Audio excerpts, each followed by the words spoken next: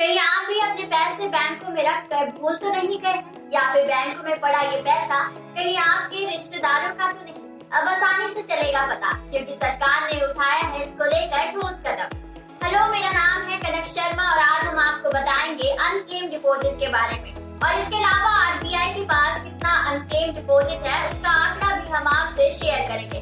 और इतना ही नहीं, आरबीआई के गवर्नर शक्तिकांत दास ने आपके लिए क्या दो गुड न्यूज दी है उससे भी हम आपको रूबरू कराएंगे। तो चलिए फिर देर किस बात की स्टार्ट करते हैं। जब किसी डिपॉजिटर्स की ओर से बीते 10 साल के दौरान किसी अकाउंट में ना तो कोई फंड डाला जाता है और ना ही इसमें से कोई रकम निकाली जाती है, तो इस दौरान अकाउंट में पड़ी रकम को अनक्लेम डिपॉजिट माना जाता है। गुरुवार को भारतीय रिजर्व बैंक के गवर्नर शक्तिकांत दास ने एमपीसी बैठक में लिए गए फैसलों का ऐलान करते हुए एक नहीं बल्कि दो गुड न्यूज दी है। पहली तो ये कि रेपो रेट की दर में कोई बदलाव नहीं किया गया है, जिससे लोन लेने वाले लोगों पर ईएमआई का बोझ नहीं बढ़ेगा। वहीं दूसरी अनक्लेम डिपॉजिट से जुड़ी है। अलग अलग सरकारी बैंकों में हजारों करोड़ रुपए की रकम का कोई दावेदार नहीं है। अब आरबीआई इस पैसे को एक वेब पोर्टल की मदद से कानूनी हकदारों तक पहुंचाएगी।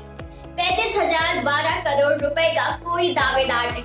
अगर आपके दादा परदादा अलग अलग बैंकों में पैसा जमा कर गए हैं और आप तक उसकी खबर भी नहीं है, तो अगर आप इस पैसे के कानूनी हकदार हैं, तो ये अनक्लेम डिपॉजिट आपको मिल सकता है। रिजर्व बैंक के गवर्नर शक्तिकांत दास ने नए वित्त वर्ष की पहली एमपीसी बैठक के नतीजों का ऐलान करते हुए इस संबंध में जानकारी शेयर की है।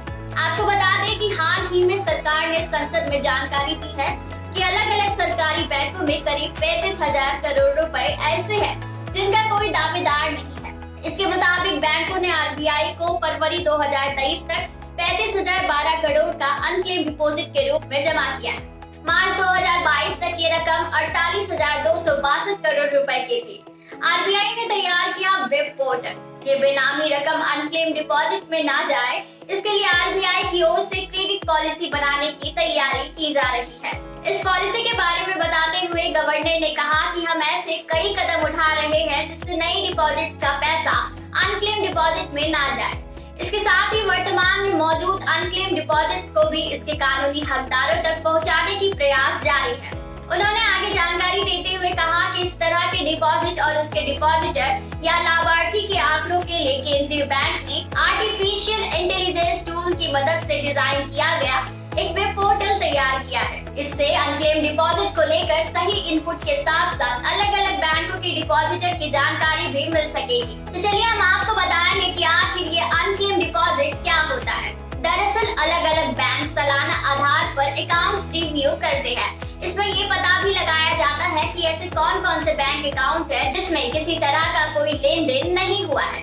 जब किसी डिपॉजिटर की ओर से बीते 10 साल के दौरान किसी अकाउंट में ना तो कोई फंड डाला जाता है और ना ही इससे कोई रकम निकाली जाती है, तो इस दौरान अकाउंट में पड़ी रकम को अनक्लेम डिपॉजिट माना जाता है। इसके बाद बैंक इन ग्राहकों से संपर्क करने की कोशिश भी करते हैं। बैंक आरबीआई को देते हैं ऐसे अकाउंट की जानकारी। इस पूरी प्रक्रिया में जिन अकाउंट में जमा राशि का कोई दावेदार नहीं होता, तो बैंक की ओर से आरबीआई को इसकी जानकारी दी जाती है। इसके बाद ये unclaim deposit depositor education and awareness fund में ट्रांसफर कर दिया जाता है। इस तरह के डिपॉजिट्स को लेकर आरबीआई अवेयरनेस कैंपेन भी चलाता रहता है, जिससे इसके कानूनी हकदारों का पता लगाया जा सके। आपको बता दें कि इस तरह के अनक्लेम डिपॉजिट बढ़ने के कई कारण भी हैं। इनमें से कुछ का जिक्र करें तो डिपॉजिटर की मौत हो गई है और उसका नॉमिनी दस्तावेजों में दर्ज ना होने से उस अकाउंट में जमा रकम का कोई दावेदार नहीं मिलता। तो बस इस खबर में इतना ही। अगर आपको हमारा ये वीडियो पसंद आया हो तो इस वीडियो को लाइक करना ना भूलें, साथ ही हमारे चैनल को सब्सक्राइब कर दें ताकि कोई भी लेटेस्ट खबर आपसे छूट ना पाए।